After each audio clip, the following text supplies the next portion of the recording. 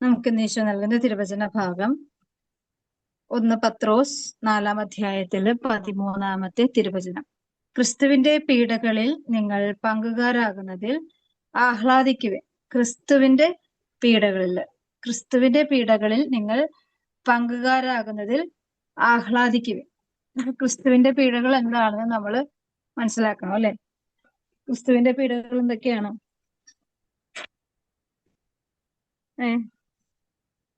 ക്രിസ്തുവിന്റെ പീഡകൾ എന്ന് പറയുമ്പോൾ എന്താ? ദൈവസ്നേഹത്തിൽ നിന്ന് അകന്നു നിൽക്കുന്ന ഓരോ മക്കളെയും കുറിച്ചും ക്രിസ്തു അതികഠിനമായി വേദനിക്കുന്നു എന്നുള്ളത് തന്നെ വലിയൊരു പീഡയാണ്, അല്ലെ? നമ്മളുടെ മുമ്പില് നമ്മൾ ക്രിസ്തുവിന്റെ പീഡകളോട് ഐക്യപ്പെടുമ്പോൾ, അല്ലെങ്കിൽ ക്രിസ്തുവിന്റെ സഹനത്തോട് നമ്മൾ ചേർന്ന് ജീവിക്കുമ്പോൾ, അല്ലെങ്കിൽ ക്രിസ്തു സ്നേഹത്തിൽ നമ്മൾ ജീവിക്കുമ്പോൾ മറ്റുള്ളവർ ചിന്തിക്കുന്നത് പോലെ നമുക്ക് ചിന്തിക്കാൻ പറ്റില്ല, മറ്റുള്ളവർ പ്രവർത്തിക്കുന്നത് പോലെ നമുക്ക് പ്രവർത്തിക്കാൻ പറ്റില്ല, മറ്റുള്ളവര് ആഗ്രഹിക്കുന്നത് പോലെ നമുക്ക് ആഗ്രഹിക്കാൻ പറ്റില്ല, അല്ലെ?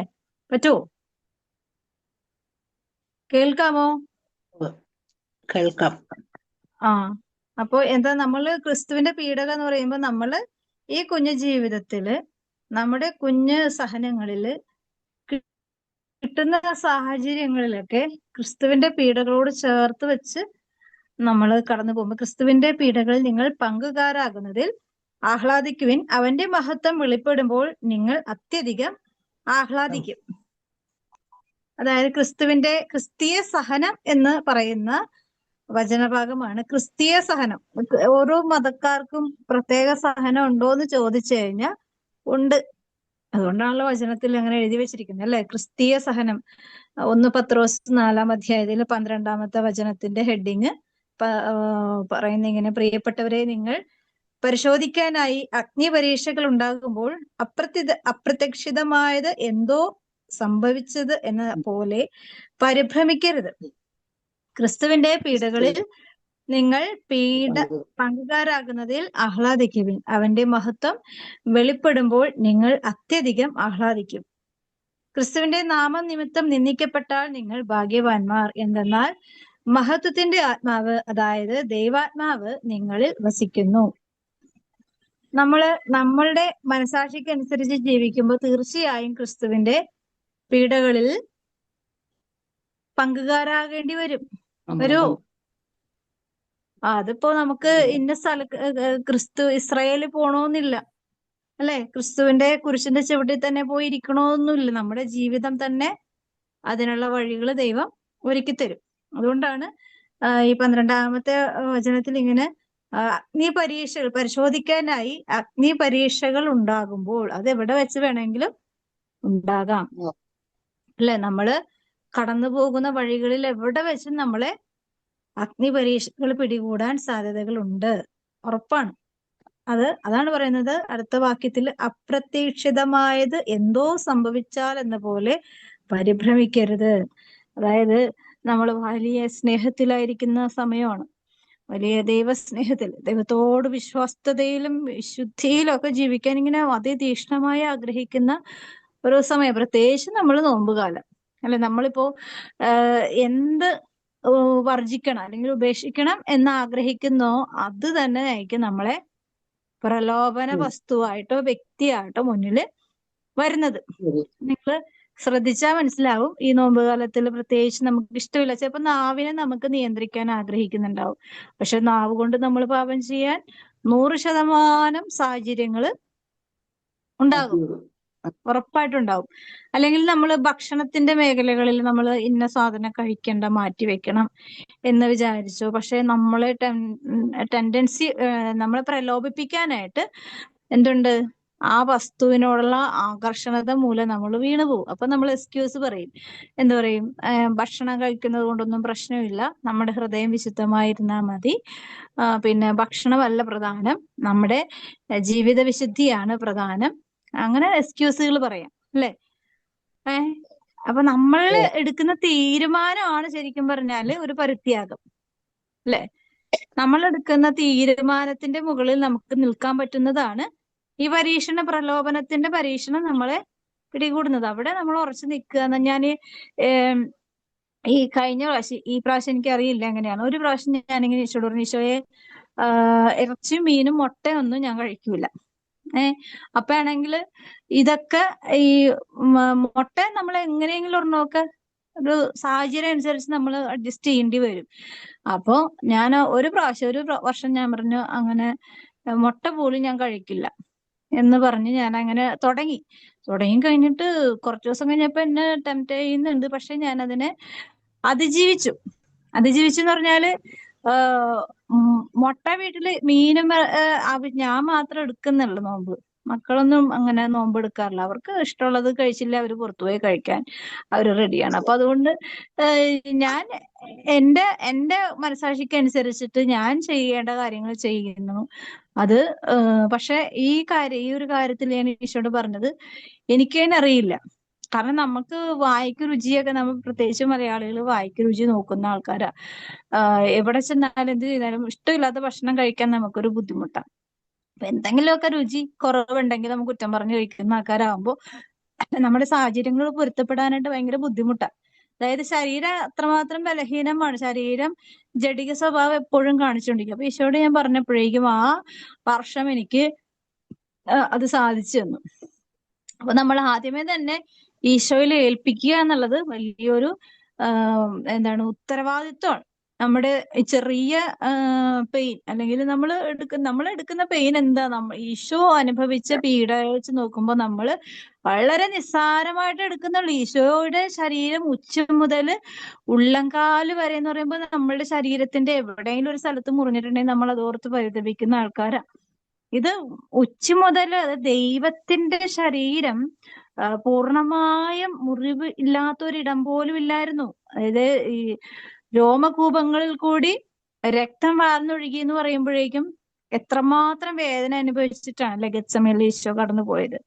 അതിനുശേഷം അതേ സഹനത്തിന്റെ ശക്തിയും തീവ്രതയും ഒട്ടും തന്നെ കുറയാതെ തന്നെയാണ് മനുഷ്യന്റെ കഠിന ഹൃദയങ്ങളിലേക്ക് അവരുടെ കരങ്ങൾ വഴി ഈശോ അനുഭവിച്ച പ്രഹരങ്ങൾ. അവിടെ എല്ലാം ഈശോ എന്തുപോലെ ആയിരുന്നു, പാറ പോലെ നിന്നു എന്നാ പറയണത്. കഠിനമായ ഹൃദയത്തോടു കൂടിയ സഹനങ്ങളെ സ്വീകരിക്കുവാൻ ഈശോ തന്നെ ഒരുക്കി. അപ്പോ അത്രമാത്രം ശക്തി സംഭരിച്ചുകൊണ്ടാണ് ഈശോ ആ സഹനങ്ങളോട്, അത് ഗെത്സമേനിൽ ഈശോ അത്രമാത്രം സഹിക്കേണ്ടി വരും എന്നുള്ളത് വ്യക്തമായ ബോധ്യം ഈശോയ്ക്ക് ഉണ്ടായതുകൊണ്ടാണ് ഈശോ പറയുന്നുണ്ട്. എന്താ പറഞ്ഞത്? ഗെത്സമേനിൽ പറഞ്ഞത് എന്താണ്? പിതാവേ, കഴിയുമെങ്കിൽ ഈ പാനപാത്രം എടുത്തു മാറ്റണേന്ന് അല്ലെ. കാരണം അതുപോലെ വേദന അനുഭവിക്കേണ്ടതാണ് എന്നത് വ്യക്തമായിട്ട് അറിയാം ഈശോയ്ക്ക്. അപ്പോ ഈശോയുടെ കുഴപ്പം കൊണ്ടാണ് ഈ സഹനങ്ങൾ ഏറ്റെടുക്കുന്നത്. ഈശോയുടെ ശരീരത്തിലോ ആത്മാവിലോ സംഭവിച്ച പാപം നിമിത്തമല്ല ഇത് അനുഭവിക്കേണ്ടി വരുന്നത്. ഇല്ല, ഈ ലോകം മുഴുവന്റെ ഇനി ജനിക്കാനിരിക്കുന്ന മനുഷ്യരുടെയും കൂടി പാപകടങ്ങൾ. ഇപ്പൊ നമ്മുടെ വീട്ടില് നമ്മളുടെ ജീവിത വിശുദ്ധി നഷ്ടപ്പെട്ടത് മൂലം നമ്മുടെ മക്കൾ അനുഭവിക്കുന്ന ചില മേഖലകളിൽ ഇപ്പോഴും അനുഭവിച്ചുകൊണ്ടിരിക്കുന്ന ചില സഹനങ്ങൾ ഉണ്ടാവും. അല്ലെ, നമ്മൾ ഒരാള് ചെയ്തതിന്റെ പരിണിത ഫലം കൊണ്ടായിരിക്കാം അതങ്ങനെ സംഭവിച്ചെങ്കിൽ ആ പാപകടം ആ കാലം കഴിയുവോളം, ആ പാപത്തിന്റെ ഒരു സമയമുണ്ടല്ലോ, ആ സമയം തീരുവോളം അത് ആ സഹനങ്ങളിൽ തന്നെ നിൽക്കേണ്ടി വരും. അപ്പോ എന്താണ് ആ കാലയളവെന്ന് പറയുന്നത്?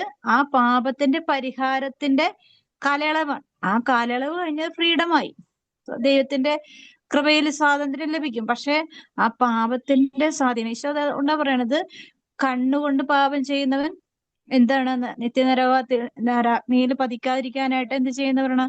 കണ്ണ് ചൂഴ്ന്നെടുത്ത് കളയാൻ, കൈകൊണ്ടാണ് കൈവെട്ടി മാറ്റാൻ, അല്ലെ? അങ്ങനെ ഓരോന്നോരോന്നും നഷ്ടപ്പെടുത്തിക്കൊണ്ട് നീ സ്വർഗത്തിലേക്ക് കടന്നു വരുന്നതാണ് നിനക്ക് നല്ലതെന്ന്, അല്ലെ? അങ്ങനെയാണെങ്കിൽ നാവ് കൊണ്ട് പാപം ചെയ്ത് ഒരു ദിവസത്തിൽ ഏതെങ്കിലും മണിക്കൂറുകൾ ഉണ്ടോ? അല്ലെ? അപ്പൊ അങ്ങനെ ആണെങ്കിൽ എന്തോരം നമ്മൾ വെട്ടിമാറ്റം നശിപ്പിച്ച് കളയൊക്കെ ചെയ്യേണ്ടി വരും. എങ്കിലും ദൈവം കരുണ കാണിച്ചത് എന്തിനെ പ്രതിയാണ്? ഈശോയുടെ ഈ പാപ പരിഹാര പീഡകളെ പ്രതിയാണ് നമ്മളോട് കരുണ കാണിക്കുന്നത്. അപ്പോ ഞാനിപ്പോ എന്റെ കണ്ണുകൊണ്ട് ഞാൻ മോശമായ ഒരു പിക്ചർ കണ്ടിട്ടുണ്ടെങ്കിൽ, നമ്മുടെ കണ്ണുകൾക്ക് എന്തെങ്കിലും ബുദ്ധിമുട്ടോ വിഷമോ ഒക്കെ വന്നിട്ടുണ്ടെങ്കിൽ എന്ത് സംഭവിക്കും? ഈശോയോട് പറയണം, ഈശോയെ ഞാൻ ഇന്നത് കണ്ടിട്ടുണ്ട്, ഇന്നത് അത് കണ്ണുകൊണ്ട് നീ തന്ന ദാനമായി തന്ന എന്റെ കാഴ്ചശക്തി കൊണ്ട് ഞാൻ മോശമായത് കണ്ടത് മൂലം എന്റെ കണ്ണിന് എന്തെങ്കിലും ഇപ്പൊ കേടുണ്ടെങ്കിൽ അത് ഞാൻ അതേ പ്രതി ഈശോയുടെ ആ സ്നേഹത്തെ പ്രതി ഞാൻ ഈ ബുദ്ധിമുട്ടിനെ ഞാൻ സ്വീകരിക്കുന്നു എന്ന് പറഞ്ഞുകൊണ്ട് നമ്മൾ അതിനെ അതായത് നാട്ടുകാരൊന്നും അറിയണ്ട, വീട്ടുകാരും അറിയണ്ട, ഞാനും എന്റെ ദൈവവും മാത്രം അറിഞ്ഞുകൊണ്ട് പറയുന്ന ഒരു പ്രാർത്ഥനയാക്കി മാറ്റുമ്പോൾ അവിടെ കണ്ണിന് ബുദ്ധിമുട്ടുണ്ടാവുന്ന വിഷമങ്ങളെല്ലാം ഈശോ അനുഗ്രഹവും കൃപയാക്കി മാറ്റും.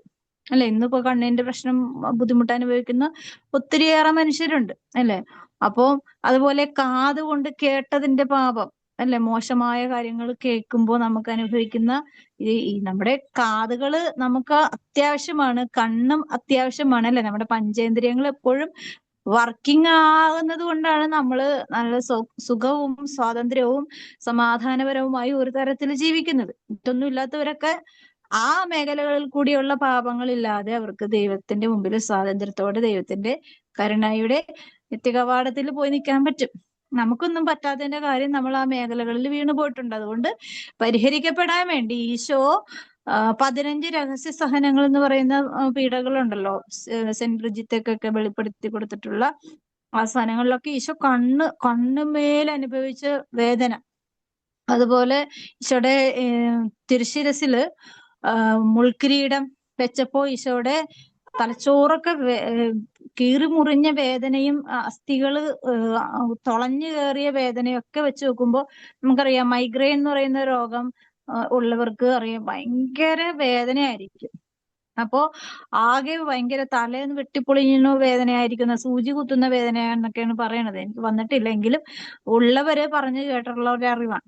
അപ്പോ അങ്ങനെയാണെങ്കിൽ അത്രയും കുഞ്ഞു കുഞ്ഞു പീഡകൾ കൂടിയൊക്കെ പോകുമ്പോ ഒരു തരത്തിൽ നമുക്ക് ഈ സഹനങ്ങളെല്ലാം ഏത് തരത്തിൽ വേദനയാണെങ്കിലും, ഇപ്പോ കാലുവേദന, ഈശോയുടെ കാലിലിട്ട് അടിച്ചിട്ടുള്ള ഒത്തിരി വേദനകളുണ്ടല്ലോ. ഈശോയുടെ കാലില് ചാട്ടവാർ അടി കൊണ്ടപ്പോഴേക്കും ഒരു കാല് വെച്ച് നിൽക്കുമ്പോഴേക്കും അടുത്ത കാലിലിട്ട്, നമുക്കറിയാലോ പാഷൻ ഓഫ് ദ ക്രൈസ്റ്റ് സിനിമയില് ആ മനുഷ്യൻ, അതായത് ഒരു അഭിനയിക്കുന്ന ഒരു വ്യക്തി സഹിച്ച വേദന അത്ര കഠിനമാണെങ്കിൽ തീർച്ചയായിട്ടും ആ വ്യക്തിയുടെ ലക്ഷ്യം അതായിരുന്നു. ഈശോയെ എന്റെ ശരീരത്തിൽ കൂടി മനുഷ്യര് അറിയണം, അനുഭവിക്കണം, അതുവഴി അനുതാപത്തിന്റെ കണ്ണുനീര് ഒഴിച്ചുകൊണ്ട് ദൈവകൃപ സ്വീകരിക്കണം എന്നുള്ള ഒരു ഉദ്ദേശത്തോടു കൂടി ആയിരുന്നു ആ വ്യക്തിയുടെ അഭിനയം. അത് സാധിക്കും വിധം പുള്ളി അത് കൃപയാക്കി മാറ്റിയത് കൊണ്ട് ഇന്നും വലിയൊരു അനുഗ്രഹത്തിന്റെ വലിയൊരു അടയാളമാണ് നമുക്ക് പാഷൻ ഓഫ് ദ ക്രൈസ്റ്റ് കണ്ട് അനുദപിച്ച് ദൈവസന്നിധിയിൽ ഒരുപാട് മക്കള് തിരിച്ചു വന്നിട്ടുണ്ട്. അതിൽ അഭിനയിച്ച വിജാതീയരായ പല മനുഷ്യരും ആ ഒരു അഭിനയത്തിന്റെ ആ സെറ്റിൽ വെച്ച് തന്നെ വലിയൊരു അനുതാപത്തോടുകൂടെ അവര് ക്രൈസ്തവ സ്നേഹത്തിലേക്ക്, ക്രിസ്തുവിന്റെ സ്നേഹത്തിന്റെ പീഡകളിലേക്ക് പങ്കുചേരപ്പെട്ടിട്ടുണ്ട്. അപ്പൊ അങ്ങനെയാണെങ്കിൽ ശരിക്കും ഇത് സംഭവിച്ചത് അതിന്റെ ഒരു എത്രയോ ശതമാനം അധികമായിരുന്നു. അപ്പോ ഇത് ഒരു വ്യക്തി അഭിനയിക്കുമ്പോൾ അവർക്ക് ഒരുവിധം സപ്പോർട്ടൊക്കെ ഉണ്ടാവും. പക്ഷെ ഇവിടെ ഈശോയ്ക്ക് ഭൂമിയിൽ ജീവിച്ചപ്പോഴേക്കും അനുഭവിച്ച സമയങ്ങളിലൊന്നും ഒരു സപ്പോർട്ടും ഉണ്ടായില്ല. ആകെ ഒരു സപ്പോർട്ട് ഉണ്ടായിരുന്നത് അമ്മയുടെ ഹൃദയസ്നേഹം മാത്രമായിരുന്നു. പരിശുദ്ധ അമ്മയുടെ മറിയത്തിന്റെ സ്നേഹം, അമ്മയുടെ ആ ഹൃദയസ്നേഹത്തിന്റെ ആ ഒരു സാന്നിധ്യം മാത്രമായിരുന്നു ആകെ ഉണ്ടായിരുന്ന ഒരു ആശ്വാസം. പിന്നെ ദൈവം കൃപയാല് കൊണ്ടുവന്ന 2 വ്യക്തികളുണ്ട്. ആരാണ്? ശിമയോനും പിന്നെ വെറോനിക്കയും, അല്ലേ? ആണോ? കേൾക്കാവോ? അപ്പൊ അപ്പൊ ദൈവത്തിന് ഇങ്ങനെ പങ്കുകാരാക്കിയതാണ് അല്ലേ അവരെയൊക്കെ.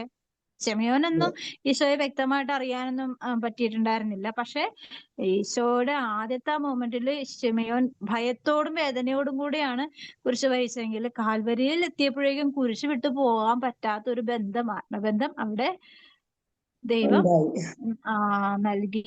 അതാണ് ഈ ഒരു ക്രിസ്തു സ്നേഹത്തിൽ ജീവിച്ച് ഇന്ന് വരെ രക്തസാക്ഷികളായവരും വിശുദ്ധരായവരും ഒക്കെ ഈ ലോകത്തോട് പറയുന്ന ഒരു കാര്യമാണ്, ഈ ക്രിസ്തു സ്നേഹത്തിന്റെ പങ്കാളികളാകുക എന്ന് പറയുന്നത് എന്താണ്? അവന്റെ മഹത്വം പങ്കുകാരാകുന്നതിൽ നിങ്ങൾ ആഹ്ലാദിക്കും എന്ന് പറയുന്നത് എന്താണ്? അവന്റെ മഹത്വം വെളിപ്പെടുമ്പോൾ നിങ്ങൾ അത്യധികം ആഹ്ലാദിക്കുക. അതായത് ഈ സന്തോഷമൊന്നുമല്ല, സന്തോഷമൊക്കെ ഏറ്റവും ലോ ആണ്, ഏറ്റവും താഴ്ന്ന തരത്തിലിരിക്കുന്ന അവസ്ഥയെ നമ്മളിപ്പോ ഈശോ പറയും സന്തോഷിക്കുവിൻ സന്തോഷിക്കുവിൻ എന്ന് പറയുന്നില്ലേ. സന്തോഷത്തിന്റെ ഒരു 10 ഇരട്ടി ഉന്നതിയിലാണ് ആഹ്ലാദം. ആഹ്ലാദം എന്ന് പറഞ്ഞാൽ അതുപോലെ ഹൃദയവും ആത്മാവും മനസ്സും ശരീരവും ഒക്കെ ഒരുപോലെ ആനന്ദിക്കുന്ന പൂർണ്ണതയിലെത്തുക എന്നുള്ളതാണ്. അത്യധികം, അതായത് അത്യധികം എന്ന് പറഞ്ഞാൽ അതിന്റെ പരമോന്നതയിൽ നമുക്ക് ആഹ്ലാദിക്കാൻ പറ്റും. അപ്പൊ ഇന്ന് നമ്മള് ചെറിയ സങ്കടങ്ങൾ ഇപ്പൊ നമുക്ക് ഈശോയെ പ്രതി സഹിക്കേണ്ടി വരുമ്പോ, ഇപ്പൊ ഞാൻ കഴിഞ്ഞത് ഒരു പ്രാവശ്യം എനിക്ക് പള്ളിയിൽ വെച്ച് ഒരു കാര്യത്തിൽ എനിക്ക് നേരിടേണ്ടി വരുന്ന ഒരു ബുദ്ധിമുട്ടുണ്ടായിരുന്നു. അപ്പൊ ഞാൻ അന്നത്തെ ദിവസം വിശുദ്ധ പാതിര പിയോന്റെ ഫീസ്റ്റ് ഡേ ആയിരുന്നു. അന്ന് തന്നെയായിരുന്നു എൻ്റെ പള്ളിയിലെ മാതാവിന്റെ കരുണയുടെ മാതാവിന്റെ തിരുനാൾ. അന്ന് പള്ളിയിലെ കഴിഞ്ഞ് പുറത്തേക്ക് ഇറങ്ങിയപ്പോഴേക്കും എന്നെ വികാരി അയച്ച് നല്ലതായിട്ട് ഷൗട്ട് ചെയ്തു. ഷൗട്ട് ചെയ്തതിന്റെ കാരണം ഞാൻ അങ്ങനെ ഒരു പരിപാടി ഒപ്പിച്ചു, അതിന്റെ കാരണമുണ്ട്. അപ്പൊ ഞാൻ നല്ല രീതിയിൽ അച്ഛനെ വഴക്ക് പറഞ്ഞ ഒരു കാര്യം ചെയ്തു. അപ്പൊ എനിക്ക് എന്റെ വിശ്വാസത്തിലും എന്റെ ദൈവസ്നേഹത്തിലും എനിക്ക് വെറുതെ ഇങ്ങനെ ഒരു എന്താണ് ചതഞ്ഞ ഞാങ്ങനെ പോലെ നിൽക്കാൻ പറ്റില്ല. അതിപ്പോ എന്റെ അപ്പനായാലും മക്കളായാലും എന്നെ സ്വാധീനിക്കാത്തവരായാലും അല്ലെങ്കിലും ഞാനത് എന്റെ ഉള്ളിൽ നിന്ന് ശബ്ദിക്കേണ്ട സമയത്ത് ശബ്ദിക്കാൻ ദൈവം അനുവദിച്ചിട്ടുണ്ടെങ്കിൽ ഞാൻ മിണ്ടാണ്ടിരുന്നാൽ പോലും ആ ശബ്ദം പുറത്തോട്ട് വരും. ദാനിയേലിന്റെ ഹൃദയത്തിലുള്ള പരിശുദ്ധാത്മാവിനെ സൂസന്നയുടെ കൊലക്കളത്തിലേക്ക് കൊണ്ടുപോകുമ്പോൾ പരിശുദ്ധാത്മാവ് ദാനിയേലിന്റെ ഹൃദയത്തിലുള്ള പരിശുദ്ധാത്മാവിനെ ഉണർത്തി എന്ന് പറഞ്ഞ പോലെ ചില സമയങ്ങളിൽ നമ്മുടെ ഉള്ളിലുള്ള ദൈവാത്മാവും പ്രവർത്തിക്കാൻ ചിലപ്പോൾ സാഹചര്യം അത്രങ്ങൾ പെർഫെക്റ്റ് ആകണമെന്നില്ല, ജീവിതം പെർഫെക്റ്റ് ആകണമെന്നില്ല, നമ്മുടെ സ്റ്റാറ്റസ് പെർഫെക്റ്റ് ആകണമെന്നില്ല, നമ്മുടെ സമയം ഒട്ടും പെർഫെക്റ്റ് ആകണമെന്നില്ല. പക്ഷേ എന്താണ്, നമ്മുടെ ആത്മാവ് സ്വർഗത്തിന്റെ ആത്മാവിന്റെ ഒരു കടന്നുകയറ്റം നമ്മുടെ ആത്മാവിലേക്ക് കടന്നു വന്നു കഴിഞ്ഞാല് അവിടെ പിന്നെ സംസാരിക്കുന്നത് ഞാനല്ല, ദൈവമാണ്. അല്ലെ? നമ്മൾ ചെറുതായതുകൊണ്ട് നമ്മൾ പറയുന്നത് കേൾക്കണമെന്നും ഒരു നിർബന്ധവും ഇല്ല. പക്ഷെ എന്നെ കൊണ്ട് പറയിപ്പിക്കുന്നവൻ, എൻ്റെ ഉള്ളിലുള്ളവൻ ഈ ലോകത്തിലുള്ളവനേക്കാൾ വലിയവനാണെന്ന ചിന്തയോടെയാണ് ഞാൻ ജീവിക്കുന്നതെങ്കിൽ അതുകൊണ്ടൊന്നും വിഷമിക്കേണ്ട കാര്യമില്ല. അപ്പൊ അങ്ങനെ ഒരു അനുഭവം ഉണ്ടായി. പക്ഷെ എനിക്ക് അങ്ങനെ സമൂഹത്തിന്റെ മുമ്പിൽ വെച്ച് തന്നെ ഷൗട്ട് ചെയ്യുന്നത് എനിക്ക് ഭയങ്കര ഇൻസൾട്ട് ചെയ്യുന്നത് ഭയങ്കര വിഷമമാണ്. ഭയങ്കര വിഷമം വെച്ചാൽ ഞാൻ അപമാനിക്കപ്പെടുന്ന ഒരു അവസ്ഥയാണ്. അപ്പൊ ആ അപമാനമൊന്നും എനിക്ക് ഏറ്റെടുക്കാനുള്ള ശക്തിയൊന്നും നോർമൽ ലൈഫിൽ ഇന്ന് വരെ എനിക്ക് കിട്ടിയിട്ടില്ല. പക്ഷെ അന്ന് ഈശോ ഒരു വലിയൊരു അനുഗ്രഹം ചെയ്തു തന്നതിന്റെ ഒരു കാര്യം, എന്നെ ഷൗട്ട് ചെയ്യാൻ പോകുന്നതിന് മുമ്പ് ഒരു വലിയൊരു മഴ അങ്ങോട്ട് പെയ്ച്ചു. മഴ എന്ന് വെച്ചാൽ കല്ല് വീഴുന്ന പോലത്തെ ശബ്ദം ഉള്ള ഒരു ഭയങ്കരമായൊരു മഴ. അങ്ങനെ മഴ പെയ്തുകൊണ്ടിരിക്കുമ്പോഴേക്കുമാണ് അപ്പൊ ഞാനിങ്ങനെ പള്ളിയിലെ ലാസ്റ്റ് പാട്ടും കഴിഞ്ഞ് കുരിശ് വരച്ച് പ്രാർത്ഥിച്ചുകൊണ്ടിരിക്കുമ്പോൾ ഈശോയെ ഞാൻ പറഞ്ഞു, ഈ പള്ളിയിൽ നിന്ന് വീട്ടിലോട്ട് എത്താൻ ഒരു 5 മിനിറ്റ് മതി, പക്ഷെ എന്തിനാണ് ഇപ്പൊ ഇങ്ങനെ മഴ പെയ്ച്ചതെന്ന് പറഞ്ഞ് ഞാൻ ഈശോനോട് വഴക്ക് ഓടിക്കൊണ്ടിരിക്കണേയാണ്. അപ്പോഴാണ് എന്നോട് കൈക്കാര്യം വന്ന് പറഞ്ഞ് അച്ഛൻ സോഫിയനെ വിളിക്കണ്ടെന്ന് പറഞ്ഞു. ഞാൻ ശരി എന്ന് പറഞ്ഞ് ഞാൻ വന്നോളാന്ന് പറഞ്ഞു. അപ്പൊ തന്നെ എനിക്ക് മനസ്സിലായി എന്തോ പന്തികേടുണ്ട്. പക്ഷെ ഞാൻ ആ ഒരു ഇതിലൊന്നും ചിന്തിച്ചൊന്നുമില്ല. ഞാൻ ഈശോട് പറഞ്ഞു, കേട്ടല്ലോ എന്നെ വിളിക്കുന്നുണ്ട്, എന്തോ എനിക്ക് നല്ല ഇത് തരാൻ പോണുണ്ട്, എന്റെ കൂടെ നിന്നോളാം എന്ന് പറഞ്ഞുകൊണ്ടാണ് ഞാൻ പിന്നെ ബാക്കി പ്രാർത്ഥനയും ചൊല്ലി കംപ്ലീറ്റ് ചെയ്തിട്ട് ഞാൻ പിന്നെ അങ്ങോട്ട് ചെന്നില്ല. അച്ഛൻ ഇങ്ങോട്ട് വന്നു. അപ്പോഴേക്കും അച്ഛൻ എന്നോട് ഭയങ്കരമായി, ആളുകൾ ഇന്ന് വരെയും കാണാത്തൊരു മുഖം അച്ഛന്റെ ആ ഒരവസ്ഥയിൽ എല്ലാവർക്കും കാണാൻ പറ്റി. പക്ഷെ അന്ന് ആ മഴ പെയ്തുകൊണ്ട് എല്ലാവർക്കും അച്ഛന്റെ ശബ്ദം കേൾക്കാൻ പറ്റി. മഴ പെയ്തില്ലായിരുന്നെങ്കിൽ പരിസരം മുഴുവനും മുഴങ്ങി കേൾക്കേണ്ടി വരുമായിരുന്നു. അപ്പൊ ഞാൻ ഒരുപാട് വിഷമിക്കും. കാരണം ആണുങ്ങളും പെണ്ണുങ്ങളും എല്ലാവരും കേൾക്കും. ചിലപ്പോ ആ റോട്ടിൽ കൂടി പോണ ആൾക്കാർ മുഴുവൻ കേൾക്കും. അപ്പൊ ഏതാണെന്ന് എല്ലാവരും ചോദിക്കും. അപ്പം അത് എനിക്ക് എല്ലാവരോടും പറഞ്ഞു നടക്കാൻ പറ്റില്ല. പിന്നെ അമ്മനെ തല്ലിയ രണ്ട് പക്ഷം എന്ന് പറഞ്ഞ രീതിയിൽ ആളുകൾ അതിനെ പ്രഘോഷിക്കും.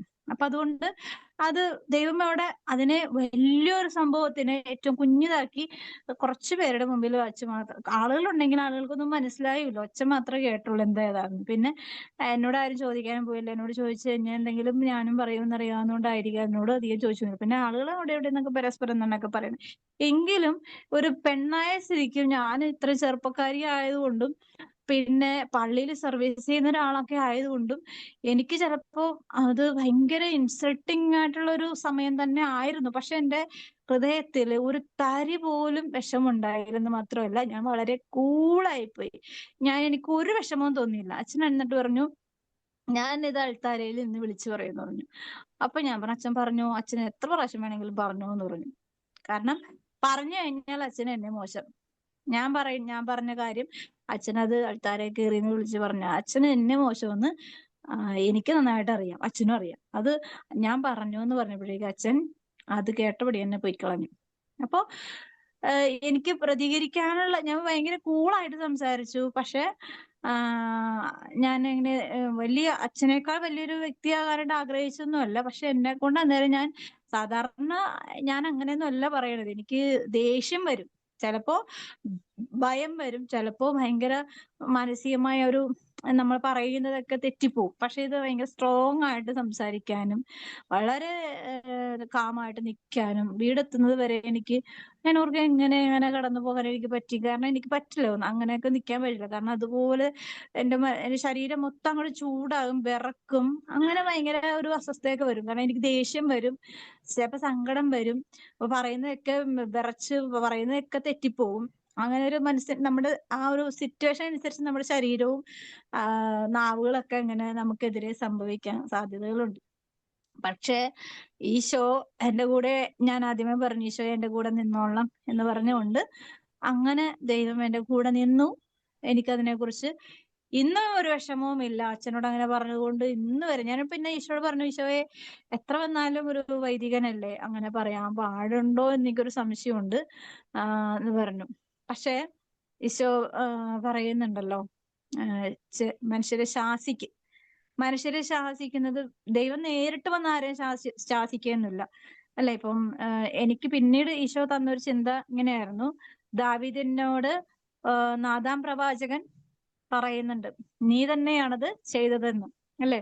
അപ്പൊ ദാവീദിന്റെ ആ ഒരു പാപം, 2 പാപം, കൊലപാതകവും വ്യഭിചാരവും ചെയ്തു. പക്ഷെ രാജാവായ സ്ഥിതിക്ക് ആരും അതിനെ എതിർക്കാനോ അതിനെ തെറ്റാണെന്ന് പറയാനോ ആരും അതിന് മെനക്കെട്ടില്ല. കാരണം രാജാവിനോട് അങ്ങനെ പറയാനായിട്ട് ധൈര്യമില്ലായിരുന്നുകൊണ്ട് ആരും പറഞ്ഞില്ല. അറിയാവുന്നവരുണ്ടായിരുന്നു കൂടെ, പക്ഷെ ആരും അതിനെ പ്രതികരിച്ചില്ല. പക്ഷെ കാലം പരിശുദ്ധാത്മാവിനാൽ നയിക്കപ്പെടുന്ന വ്യക്തി വന്ന് സംസാരിച്ചപ്പോ ദാവീദ് പറയാണ്, അത് ആരാണ് അങ്ങനെ ചെയ്തതെന്ന്, ആരായാലും അവനെ വധിക്കണമെന്ന് പറയുമ്പോൾ അത് നീ തന്നെയാണ് എന്ന് പറഞ്ഞപ്പോഴേക്കും ഭയങ്കര വിഷമമായി. അതാണല്ലേ, നമ്മള് നിസ്സാരരാണെങ്കിലും നമ്മൾ പറയുന്ന വാക്ക് പരിശുദ്ധാത്മാവിനെ അല്ലെങ്കിൽ ദൈവത്തിന്റെ ശക്തിയാലാണ്, അല്ലെങ്കിൽ ദൈവത്തിന്റെ കൃപയാലാണ് ഞാൻ പറയുന്നതെങ്കിൽ അത് അവിടെ കിടന്ന് പൊട്ടുന്നത് വരെ അതൊരു പെയിനായിട്ട് നിൽക്കും. ചിലപ്പോ അച്ഛന് ഇന്ന് വരെട്ടും ആരും പറയാത്ത കാര്യങ്ങളായിരിക്കും ചിലപ്പോ ഞാൻ പറഞ്ഞേക്കണത്.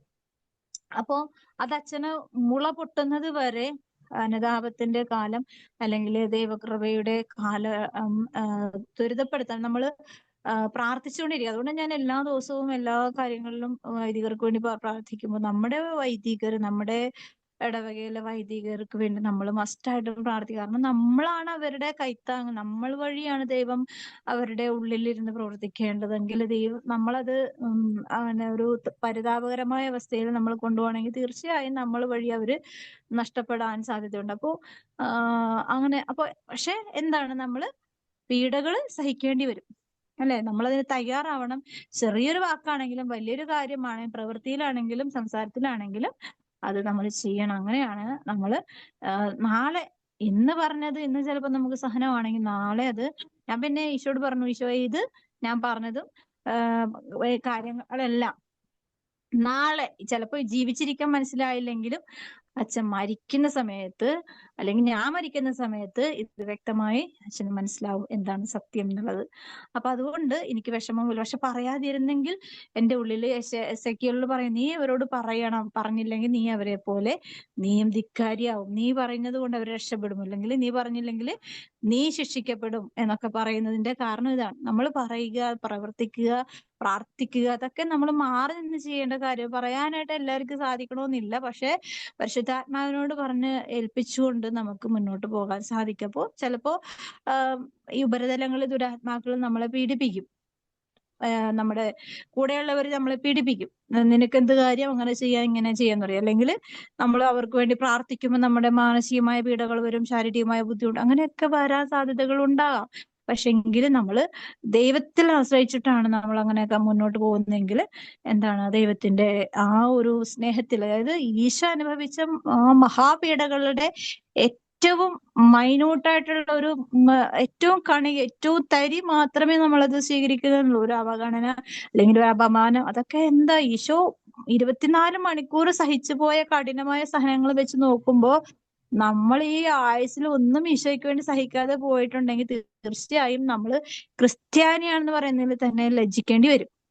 അപ്പൊ നമുക്ക് ക്രിസ്തുവിന്റെ സ്നേഹത്തിലായിരിക്കുന്ന ക്രിസ്തീയ സഹനം നമ്മളിൽ എപ്പോഴെങ്കിലും മുളപൊട്ടിയിട്ടുണ്ടെങ്കിൽ അത് നാളത്തെ മഹത്വമായി നമ്മുടെ ജീവിതത്തിൽ ദൈവം ഉയർത്തുവാനായിട്ട് ഇടയാക്കും. ആ ഒരു കൃപയോട് പ്രത്യേകിച്ച് നമ്മൾ ഈ നോമ്പ് കാലങ്ങളിലൊക്കെ അങ്ങനെ സ്നേഹത്തിൽ, ഈശോയോടുള്ള സ്നേഹത്തെ പ്രതി കിട്ടുന്ന സഹനങ്ങളൊക്കെ നാളത്തെ മഹത്വത്തിന്റെ അനുഗ്രഹങ്ങളാണെന്നുള്ള വിശ്വാസത്തിൽ നമുക്ക് ഏറ്റെടുക്കാനുള്ള കൃപ ദൈവം തന്നെ തരണം. അത് ദൈവത്തിന് ഏൽപ്പിച്ചു കൊടുത്തിട്ട് വേണം നമ്മളത് ഏറ്റെടുക്കാൻ. അല്ലെങ്കിൽ നമുക്ക് ഭയങ്കര ഭാരം തോന്നും, നമുക്കത് ഉള്ള കൃപയും കൂടി ചോർന്നു പോകാനുള്ള സാധ്യതകളും പിശാച് നമ്മുടെ ഉള്ളിൽ പ്രലോഭനമായിട്ട് പലതരത്തിലും വ്യക്തികളാക്കിയിട്ടൊക്കെ വരും. ആ ഒരു കൃപയില്, വിശ്വാസത്തിന്റെ വചനത്തില് ഉറച്ചു നിൽക്കുവാനുള്ള അനുഗ്രഹത്തിനായിട്ട് നമുക്ക് പ്രത്യേകം പ്രാർത്ഥിക്കാം.